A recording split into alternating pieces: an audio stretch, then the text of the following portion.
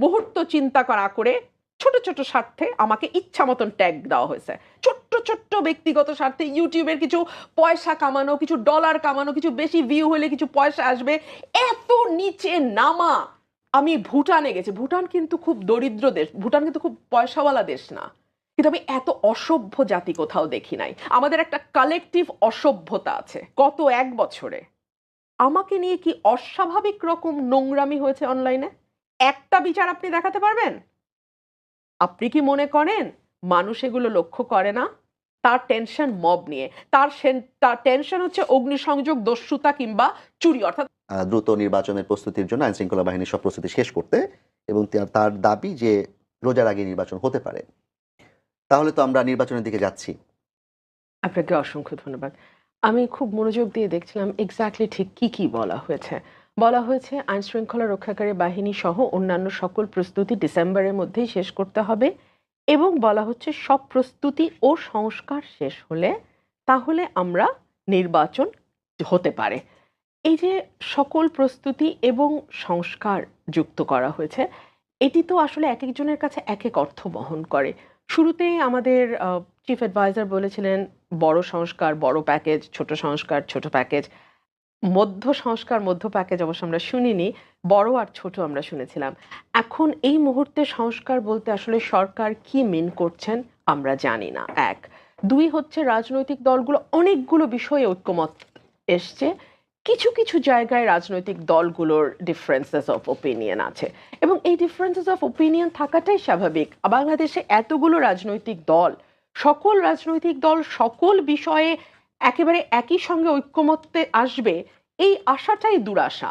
বরং মনে হয় যে আমরা একটি নির্বাচনের দিকে যাই, যে যার যার ম্যানিফেস্টোতে বলুক তারা কি করতে চায় নির্বাচনের পরে ক্ষমতায় আসলে, যেই দলের মানে বয়ান পছন্দ হবে মানুষের, সেই দলকেই মানুষ ভোট দেবে, এবং সেই দল যখন রাষ্ট্র পরিচালনার দায়িত্বে যাবে, যা যা সংস্কার করা দরকার, যা যা কাজ বাকি আছে, বিচার বাকি থাকবে, সেই কাজগুলোকে তারা এগিয়ে নিয়ে যাবে।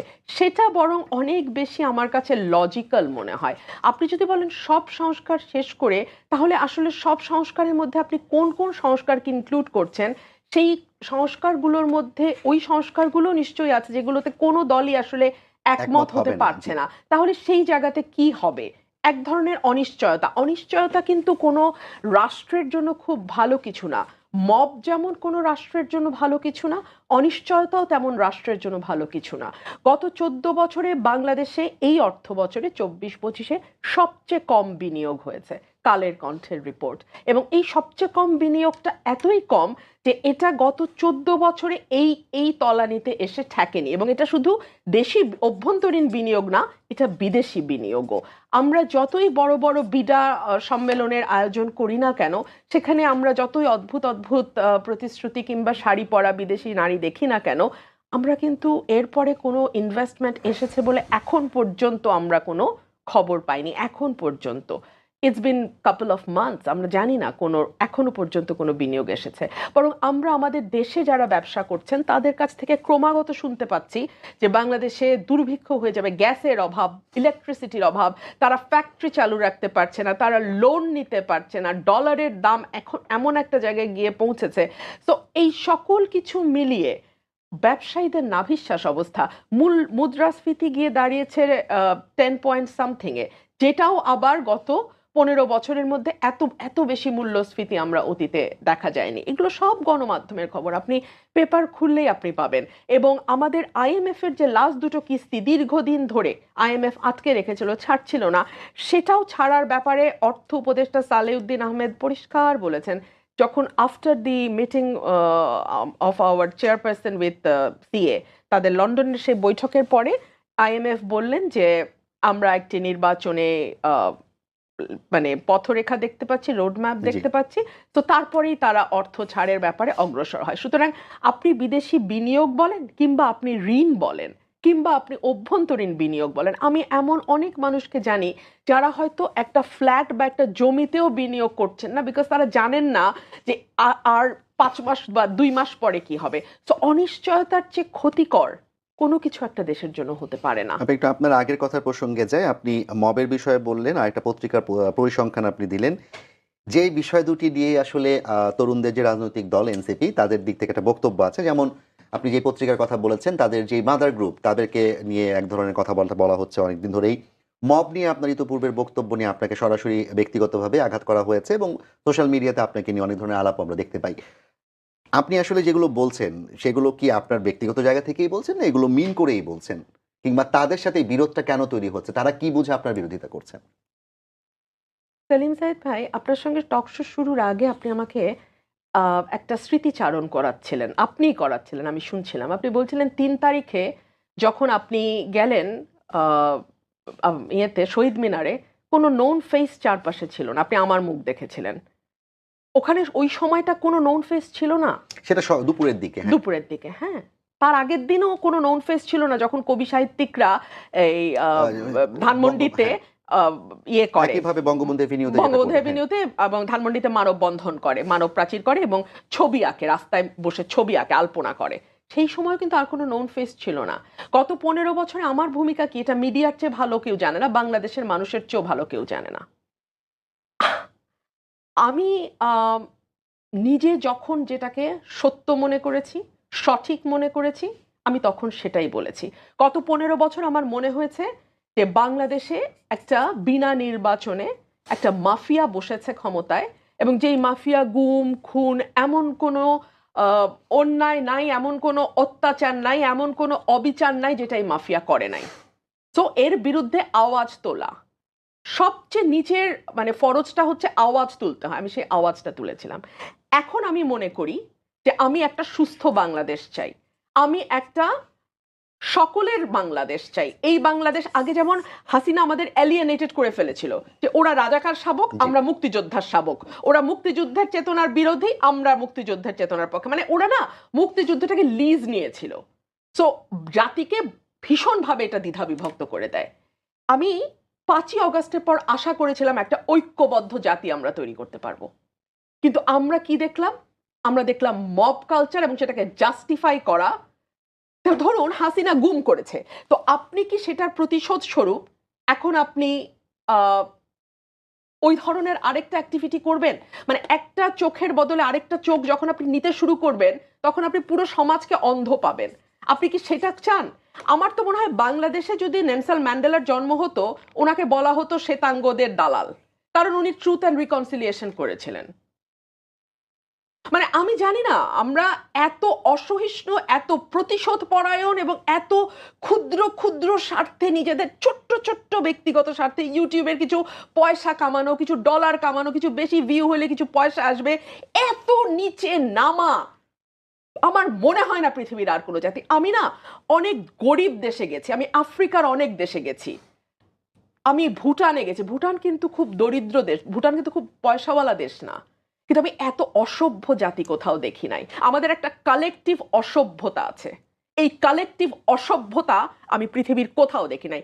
এই কারণে আপনি বিদেশের মাটিতে একজন আফ্রিকান লোক, একজন সোমালিয়ার ভদ্রলোক যে সম্মানটা পায়, আপনার দেশের লোক ওটা পায় না। কারণ আপনাকে মানুষ সম্মানই করে না। ওটা আপনি গরিব বলে না, আপনি অসভ্য বলে।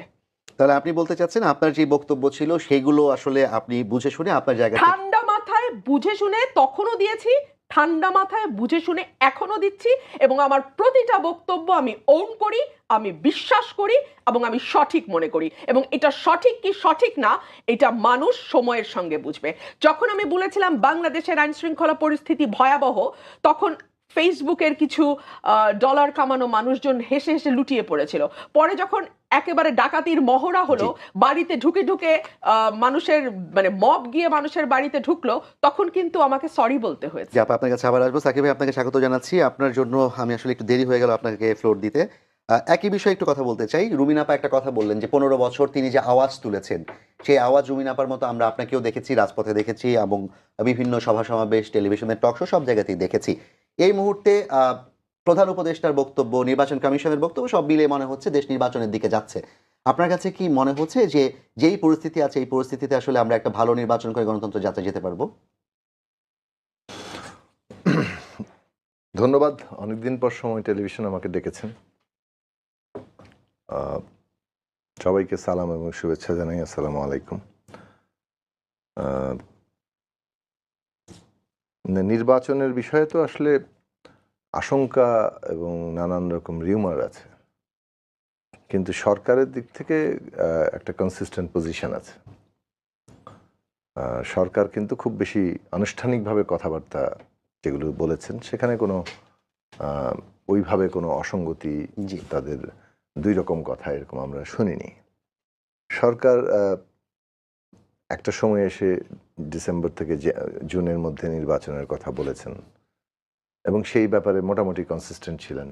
আমরা সর্বশেষ আলোচনার সময়ও জিজ্ঞেস করেছিলাম যে জুনের মধ্যে কি নির্বাচন বিষয়ে সরকারের অবস্থানটা কি। মাননীয় প্রধান উপদেষ্টা নিজেই বলেছেন 30শে জুনের একদিন ওইদিকে যাবে না। আমরা তখন বলেছিলাম যে এই সময়কালের মধ্যে সবচেয়ে উপযুক্ত সময় হচ্ছে ফেব্রুয়ারির মানে শীত থাকতে থাকতে মধ্য ফেব্রুয়ারির মধ্যে। শীত থাকার জন্য না, মানে 20শে ফেব্রুয়ারি থেকে রোজা শুরু, 20-এরও আগে সম্ভবত 17-18 তারিখ থেকে। তারপরে তো ঈদ আছে, তারপরে পরীক্ষা আছে, তারপরে যে আবহাওয়া তৈরি হয় জুন পর্যন্ত, এবং এর মাঝখানে আবার কোরবানি ঈদ আছে, সব মিলিয়ে ওই সময়টা নির্বাচনের জন্য উপযুক্ত না। ফলে আপনার সময়ের মধ্যেই উপযুক্ত সময় যদি বাছাই করতে হয় সেটা মানে মিড ফেব্রুয়ারির মধ্যে। কিন্তু আমরা ঈদের আগে দেখলাম যে উনি মধ্য এপ্রিলের কথা ঘোষণা করলেন, পরে লন্ডন বৈঠকে এটা ইঙ্গিত দিলেন যে এটা মধ্য ফেব্রুয়ারির মধ্যে হতে পারে। শর্ত তখনও ছিল, শর্ত এখনো আছে, শর্ত হয়তো শেষ পর্যন্ত থাকবে যে বিচার এবং সংস্কারের তাৎপর্যপূর্ণ অগ্রগতি। এবং বিচার এবং সংস্কারের একটা অগ্রগতি তো আসলেই মানুষ দেখতে চায়। বিচার তো আর শেষ হয়ে যাবে না সবকিছু, কিন্তু বিচার একটা ত্বরান্বিত হবে, দৃশ্যমান হবে। এবং আজকে যে আমরা দেখলাম যেভাবে যে কথাটা আমরা বহুদিন ধরে বলছি, এই অডিও যদিও আমরা আগেও দেখেছি শুনেছি, কিন্তু বিবিসি যখন এটাকে মানে রেকটিফাই করে, একটা এর যে সত্যতা সেটার ব্যাপারে তাদের নিজস্ব জায়গা থেকে যখন নিশ্চিত করে যে এটা শেখ হাসিনার নিজেরই কণ্ঠ, তো ওইটা খুব স্পষ্ট হয় যে কিভাবে আসলে সরকারের প্রধান তার নির্দেশ দিয়েই গণহত্যা কিংবা একটা ম্যাস কিলিং সেটা হয়েছে। এবং এর ফলে আমরা যেটা দাবি করছিলাম যে মানে যারা মানে গুলি করেছে অথবা হত্যা করেছে, বাস্তবায়নকারীদের পাশাপাশি যারা নির্দেশদাতা তাদেরকে আসলে এই জায়গায় আনতে হবে। একই সাথে দল হিসেবে আওয়ামী লীগের দায় এটাও বিচারের আওতায় আনা দরকার, কারণ শেখ হাসিনা সহ পুরো মন্ত্রিসভা এবং তাদের পার্টি যেভাবে এখানে যুক্ত হয়েছে, পার্টি হিসেবে এটা কিন্তু তাকে বিচারের আওতায় আনা দরকার। তো এই বিষয়গুলো আমরা বলেছি। আর অন্যদিকে আওয়ামী লীগের যে ডিনায়াল সেটা আমরা দেখেছি, সে বিষয়ে পরে আলোচনা হয়তো আমরা করতে পারবো। এখন এই জায়গায় থেকে বিচারের অগ্রগতিটা মানুষের মানে এখনো তো খুবই মানে ক্ষতটা এত তাজা যে মানুষ এই বিচারটাকে দেখতে পায়। এবং বিচারই কিন্তু ন্যায় বিচারই আসলে শেষ পর্যন্ত সবচেয়ে বড় হিলিং। হ্যাঁ, এটা আমাদের খেয়াল রাখা দরকার। তো ওই জায়গা থেকে আমরা যেটা বলবো যে বিচারটা হওয়া দরকার। সংস্কারের বিষয়ে তো ধরুন একটা টাইম লিমিট আমাদের আছে, 5ই আগস্টের মধ্যে ঐকমত্য কমিশন জুলাই সনদ বারবার বলছেন যে একটা জুলাই কিংবা জাতীয় সনদ যেখানে আমরা ন্যূনতম সবাই ঐকমত্য হব সেটা ঘোষিত হবে।